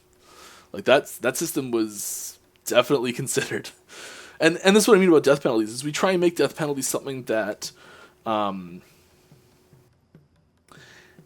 it's like frustrating a little bit, maybe, that you died and there is a penalty for that death, but you're more losing out on an opportunity to get something that you could have maybe gotten, rather than losing something you already had. And I think that's the clear distinction there between losing the items that are in the Eternity Cache. You're losing items you already had, but losing the ability to use the Eternity Cache, you're losing an opportunity to do something. You're not actually losing an item. Well, you're the key, but that's the entrance fee to get in. So I guess there's a little bit of a losing something you had, but it's definitely a very minor thing by comparison.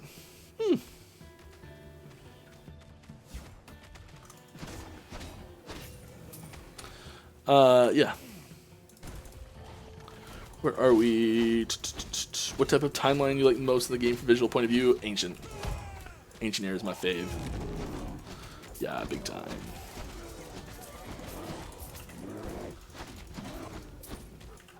I keep pressing that by mistake. I might just take it off the bar.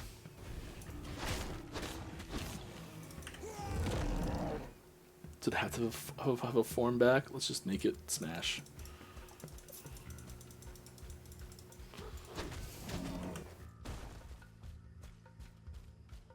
I don't need to go back.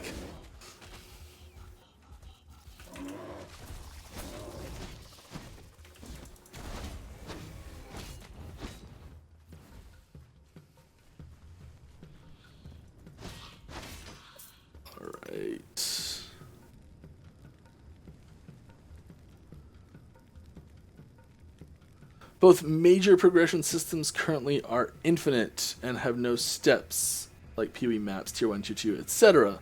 Why? I would disagree with that a little bit. But not having steps. Like, there's basic to empowered monoliths. And the scaling rate of the arena is not linear.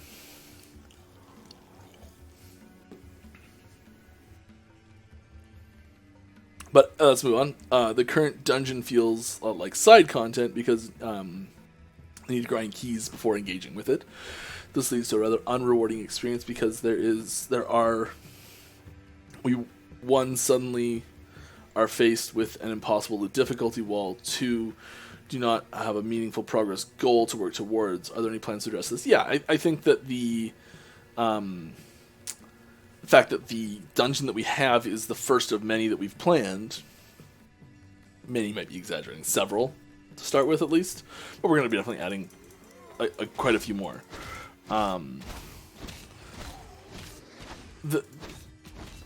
That content is designed to eventually be its own endgame system.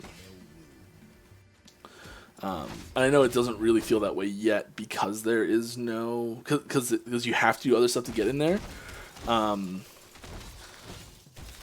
Once you can do one dungeon to enter another, I think there'll be a lot more... I think it'll feel more cohesive. So yeah, we're definitely looking to address that. This patch was the first step towards that. We also want to have more non-infinite scaling challenges that are discrete challenges. So I think a really good example of that is, I know I use Diablo 2 for like all my examples, but you know what? Go with what you know, right? Ubers is a... Oh, it forces that onto your bar, doesn't it?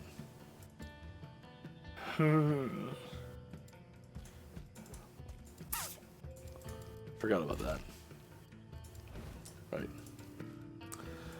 Mike, really killing it. Looking like you know what you're doing here. You definitely designed all those things that you just clicked on a whole bunch of times wrong. So yes, we're adding more. We're adding more dungeons, and we're also looking at adding in some discrete challenges like a specific Uber boss.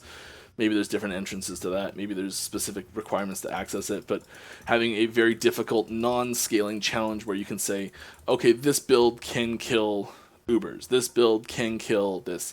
Shade of Orbis kind of does that a little bit, but there's this like number that's associated with it, and it kind of changes it where you can say like, okay, like are you doing like Shade of Orbis Corruption 300, Shade of Orbis Corruption 100, and it's this like the fight changes, but not based on the like tier that you're fighting it at or whatever. There's no like Uber Shade of Orbis or just Orbis himself to fight yet.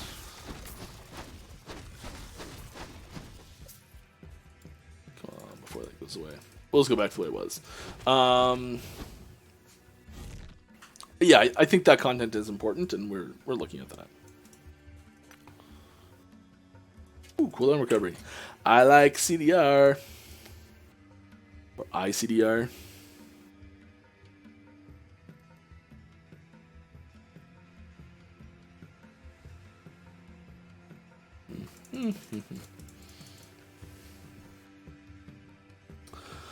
You may already have covered this, but I want to get your thoughts on T4 Julra. Do you want her to be quite difficult boss for most builds, or is that a bit of a tuning oversight? Do you find it too easy or too difficult? What do you answer to that question?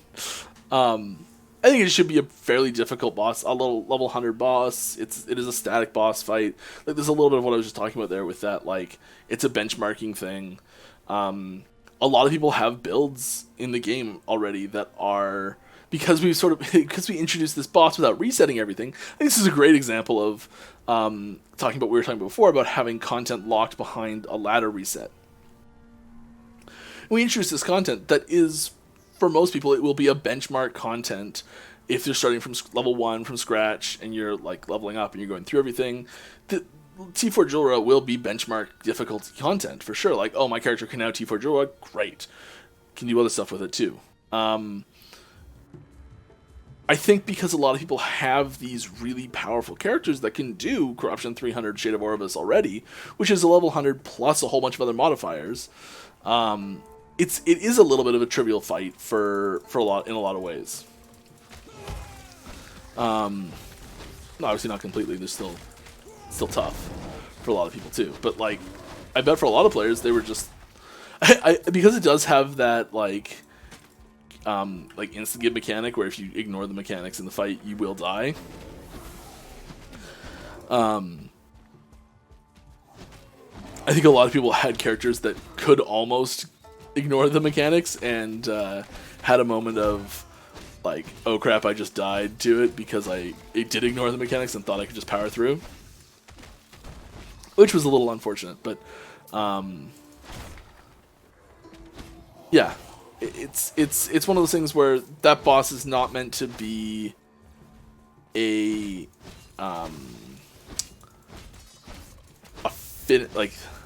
finished character end boss. If that makes any sense. So it's not an uber boss. I think that's a better way to put it. That's an end game. That's end game content, but it's not an uber boss. And I think there's definite distinction there. I hope that answers your question. Sometimes I answer questions and I'm like, I have no idea if that's what they're asking, really. I hope that worked. Why does Last Epoch force you to manually send shards to the forge? It feels like a pointless extra step. Yep. Get this question a lot. We really want those items to feel like items. Having them drop and not go to like we also get the question of like, why can't you just walk over them and pick them up like gold? I would pick like, there's no reason not to pick one up. There's an infinite storage for them. Yeah, there is an infinite storage for them. And this is a little bit of a like we had it one way and then we added a little quality of life thing, and then, well, now obviously you should add this other quality of life thing. Okay, fine, we'll add that little quality of life thing. Okay, well, now you should obviously add that quality of life thing. Okay, we'll add this little quality, and we just keep adding on little bits of quality of life things, and suddenly they're not items anymore. Suddenly they're a resource. Suddenly there's no physical feeling of this item. It's just a number in this list. It's just a resource that you're building up. It's not a physical item. And I think these feel. Oh yeah, there's no tooltips there. They should have tooltips. Ah, dang it! Forgot I was gonna do that. Write it down, Mike.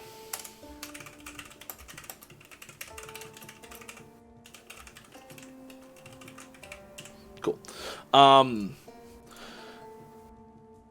Where was I? Oh yeah, these feel. I think these feel more like items, specifically because they have more of a similar display system here. Now, there's a lot of information here that's really good to have in this view, and there's so many of them. Big grid, I think, would be less useful because you want to see the names always, and these ones it's a lot easier because there's so few of them by comparison. So I think the way we've laid them out is right, but it is a very slippery slope to becoming like a resource and not an actual item. And the next step of that is that they just never hit your inventory. Every item hits your inventory.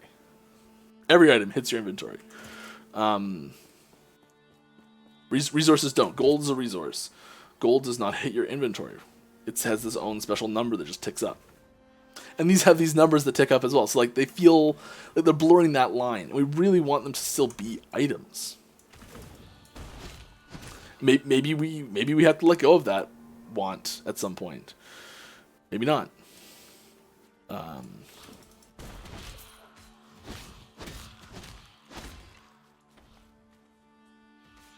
Yeah. The button to send them to that stash is one of those like quality of life things that we added that we're just like, people don't want to be manually putting it in this other thing, so we're gonna have a button that just ships it there. Having them vacuum up all together when you click on one. It's another one of those little quality of life things. Having just them have their own inventory in general. They used to be just shards that sat in your inventory, and you had to put them in your stash, and it sucked. They didn't stack. It was awful.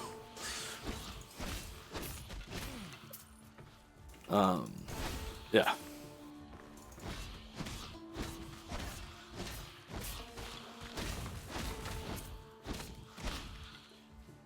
Okay, I've asked this in the past, but now that new crafting options plus legendaries are here, what do you think about think the benchmarks for Monolith Corruption Arena are a viable build, a good tier build? Yeah, I don't have a set hard benchmark for it. I think 300 would. I think the answer I usually give in this question. I don't know if this was you asking this previously, that you asked this, or that I've seen this question, but I recognize you, random name X. So you know, possibly it was you. Anyways, I think 300 is likely what I've said before for Arena, and Corruption I think is probably something pretty similar. I think that number stays the same, and I think that if we are significantly far away from that number, possibly it needs to change the difficulty scaling of that number. So how much more difficult it gets with each point, each rank. For future dungeons, do you plan some keys that would drop more rarely compared to others? Yeah, I think so. Maybe not. I don't know.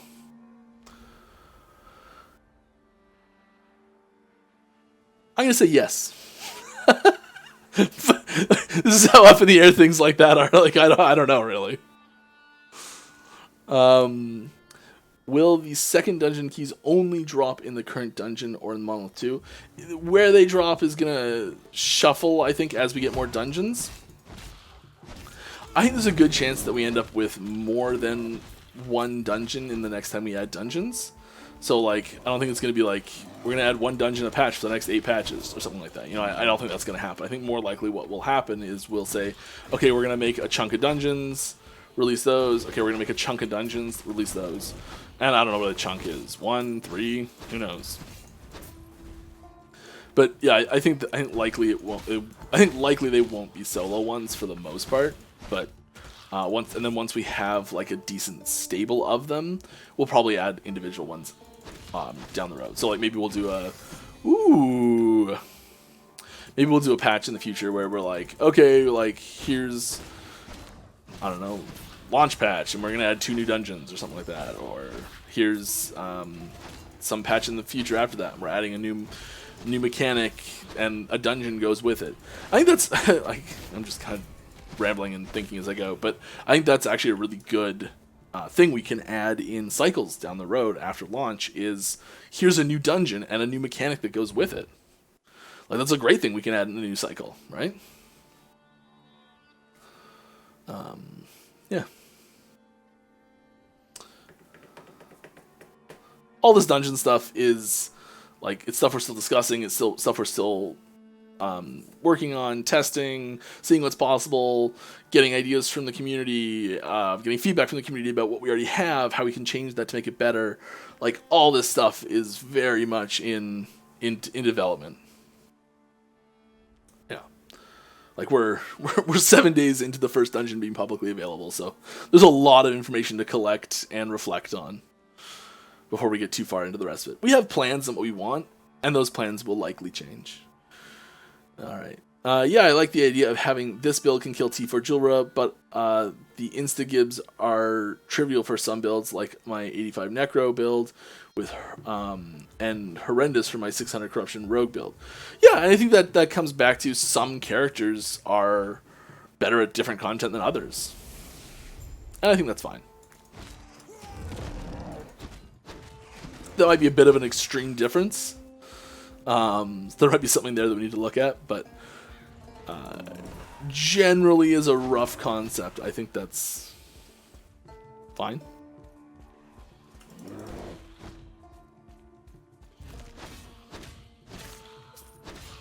That smashy goes smash. Go smash. Mike, could you write me a note for my wife that it's your fault I'm playing LE all the time? Sure.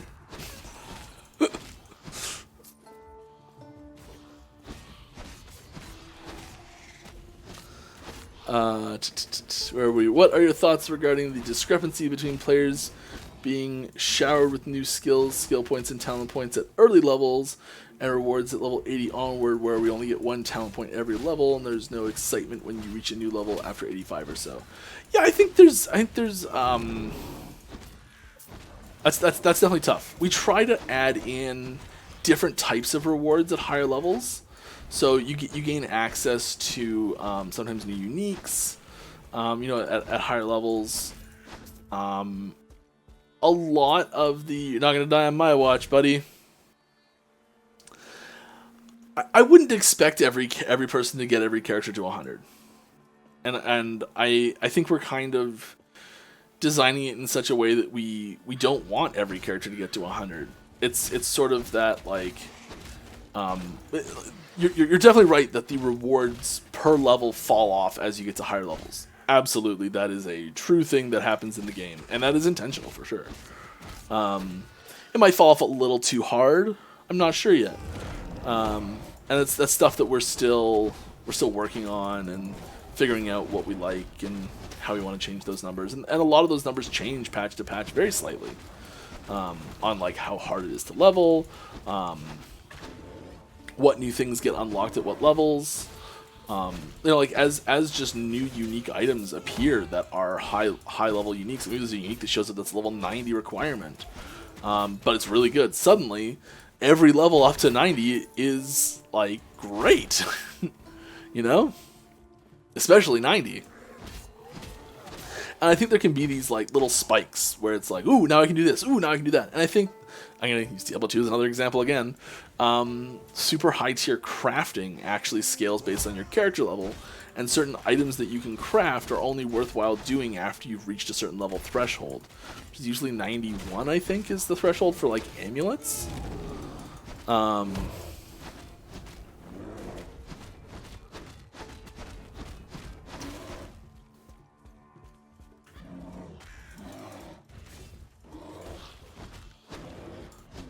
And there's sometimes these like more subtle bonuses for getting high level, and I think that's fine, because I think that as you're getting to these higher level characters and you're getting these more subtle rewards, you're learning more about the game. The levels are coming few and far between, and mostly the changes you're getting to your character and the rewards you're getting for your character at these high levels are actually item-based rewards, and they're your blessings are getting improved, and you're getting new blessings that do, maybe you're getting improved versions of those, and they are smaller changes and smaller rewards, but I think that's part of that, like that late end game power curve in an ARPG. Yeah.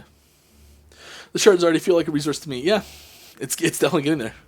Hence why I asked the question why I have to move them manually. Yeah. And I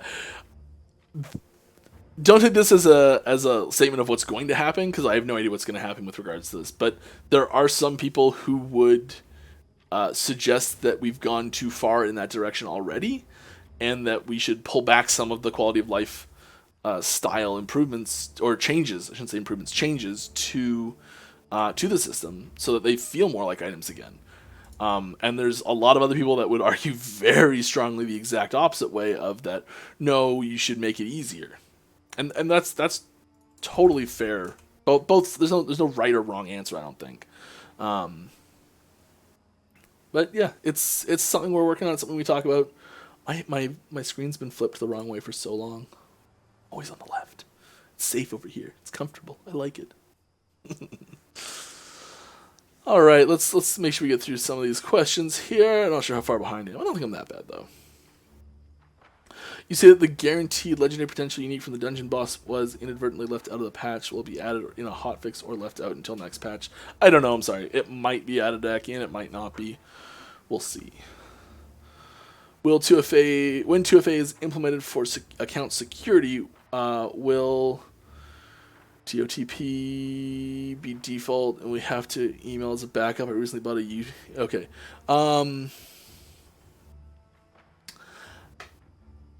So there's we do already have 2FA for our login systems for a lot of things. It's not fully rolled out yet, and a lot of people who use Steam have 2FA for their Steam accounts and things like that. So like we're already working towards full 2FA compatibility for everyone.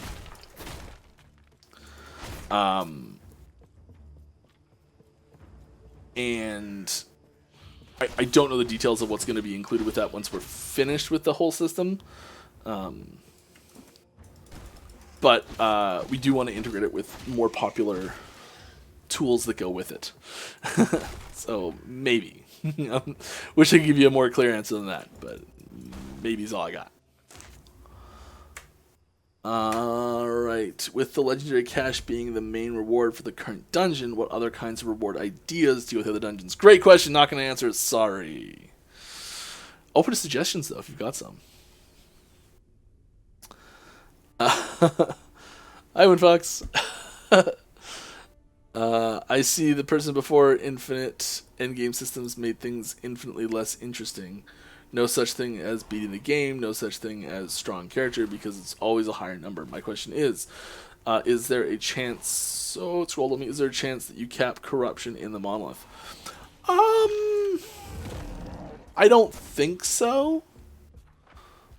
I think the goal for us a little bit longer term is to have infinite and non-infinite scaling mechanics. Because there's some people who really like both, you know, like it's not a everyone really likes one or the other. There's pros and cons to each, and having both available I think is really useful, because there's some people that like both, there's some people that really like one or the other, and I don't think we want to tell people the right way to play or the right way to interact with the game so much as from such a high level standpoint. But yeah, I think there's a good chance we'll have like a decent number of systems that fall under both categories.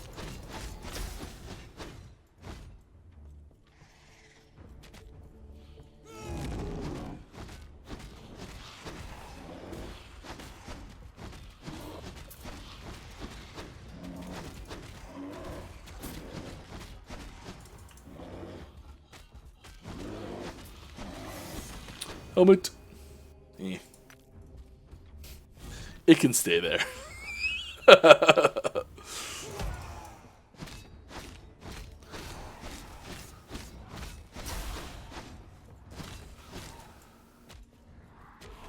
Where are we? Next question. Dual wielding totem barbarian when? Oh, we gotta get the barbarian mastery out first, I think.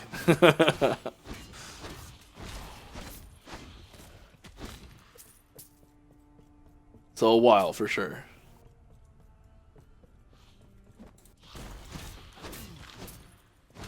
Bit of a joke because we don't have a barbarian mastery. I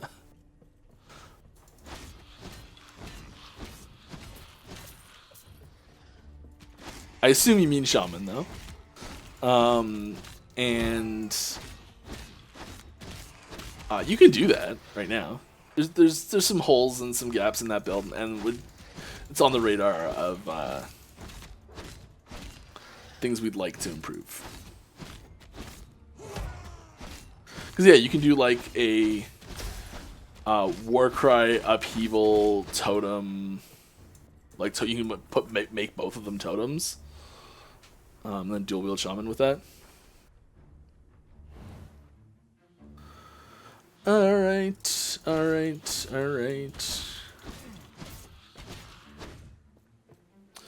One of my biggest concerns about the game's future is that the cycle system will result in the dev team having little to no time to work on refining existing content versus the need to add new things every X month.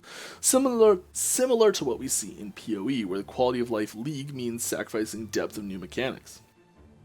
Are there thoughts for how the team will approach this once the game comes out of beta? Yes, there are. We also play a lot of PoE. I know I always use Diablo as an example. I do know Diablo a lot better than I know PoE. But yes, we play a lot of PoE, a lot of us do. A lot of the endgame systems we've been designing pretty intentionally to be able to add things to them pretty easily down the road. and to make changes to them. So we can just shuffling the order of these islands around pretty significantly, and shuffling the rewards that are available in each one. Also, I think like those two things alone can change quite a lot of the end game system, without adding, like, that takes almost no work to do, really. Well, I shouldn't say almost no work. It takes a couple people a while to sit down and figure out the new way to have it all line up, but there's not like it's not like that takes every department. I think that's a good way to put it. There's very few departments that are needed for something like that. And then also just adding another island off of one of these, say. Like that requires more departments, but it's definitely a lot less work from the like design people. And like it's pretty modular, so slapping an extra one on there is not too hard. Technically, the system's built to really work well with that. Same with adding a new dungeon. We're trying to build a lot of these endgame systems to be semi-modular and to be able to be expanded on pretty easily. And we're still defining what our cycle content is really going to be and how that's going to live in this in our ecosystem long term. But yeah, like this is all really important stuff to be talking about, and we are talking about it and figuring out exactly how we're going to do it. We don't want to abandon like underused skills, and we've set up a pretty good pipeline for making new skills. Oh, leveling up in bear form, of course, it cranks your rage back to full. I did not know that. That's cool. That's cool. Of course it would, right? That's cool. I like that.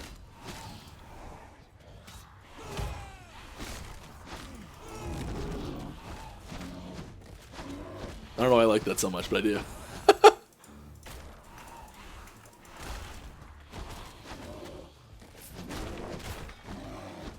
Yeah, I hope that answered your question. I think that was all the answer I had for you.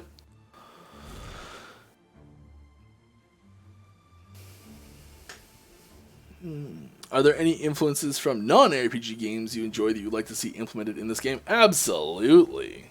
Definitely. We have thematic and story influences from Chrono Trigger, definitely. Like that's a big part of it.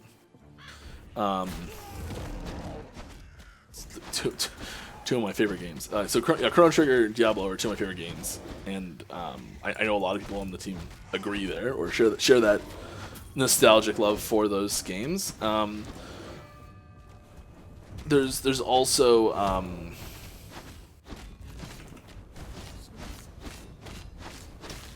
I think especially what you see with with the dungeon system and the way we set those up and the way we design like the mechanic you deal with primarily in the dungeon, the ability you get in that dungeon, and the boss you have to fight at the end, and how you interact that boss with that mechanic and that ability. A lot of that is it's a very similar style formula to you see in games like Zelda. So like the less so Breath of the Wild masterpiece as well, but like all like Ocarina of Time, Link to the Past, that style of Zelda game where it's like for example, you get a bow, suddenly you have to use the bow to shoot these like there's all these doors with eyeballs over them, and you can't access them, but then as soon as you get the bow you can shoot them and you can suddenly get through these doors, right? And it like opens up the rest of the dungeon. So like that style of mechanic is something that I think comes through a little bit in dungeons.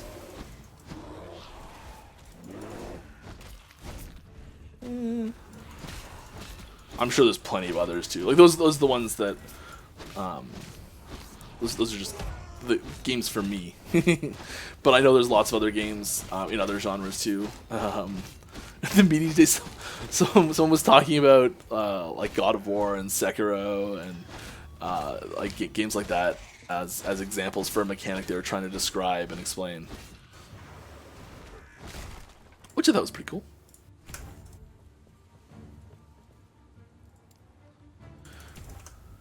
sometimes when we're trying to pitch ideas to each other, we'll describe them in terms of other games, other mechanics that we know really well.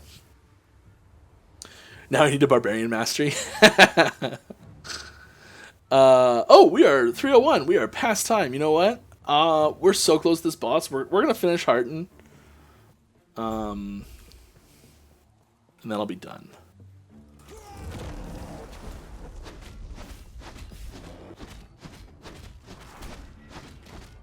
Hearten, guess what? I got the teeps. I will berserk through your damage.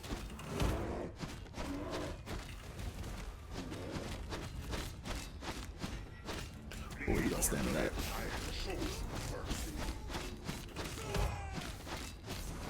My new heal.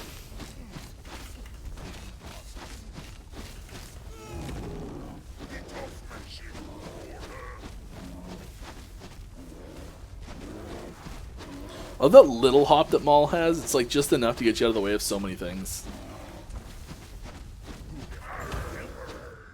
Beauty! No problem.